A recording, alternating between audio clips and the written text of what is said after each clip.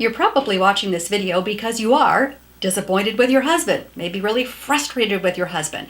And I'm going to give you a couple of thoughts here in a moment, but first let me say this. If you're frustrated and disappointed because he's sinning against you and doesn't seem inclined to stop, then you probably do need to take some action. I would guide you to Matthew 18, verses 15 through 17, where Jesus tells us what to do if someone's sinning against us. For instance, if your husband is, insisting on looking at pornography and feels no shame about that, or is spending time alone with other women, or using illegal drugs, or verbally or physically abusing you, yes, you do need to take some action. Again, look at Matthew 18, verses 15 through 17 for some guidance. But I want to talk about a different kind of disappointment, because often we're just disappointed in our husbands because they're not exactly how we want them to be.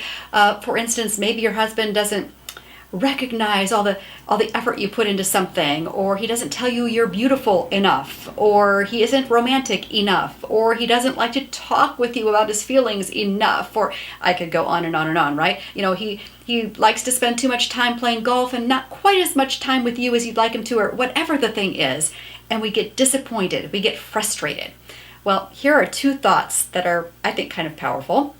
Very simple thoughts, but they're just a shift in perspective.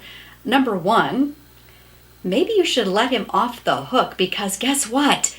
This is a secret. Your husband is not perfect, and neither are you.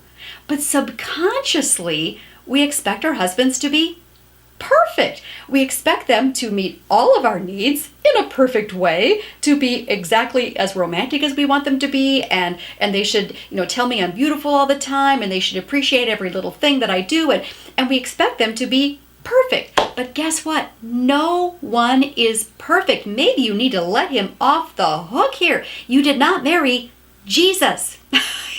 Sometimes we expect our husbands to be pretty much as good as Jesus, and that would be impossible. Psalm 53 reminds us there is no one good, not even one. You're not perfect, and neither is he. So let him off that hook. He cannot be perfect in every way. Impossible. And then second little thought here, really simple but profound. Have you actually told your husband some of the things that you desire, your expectations?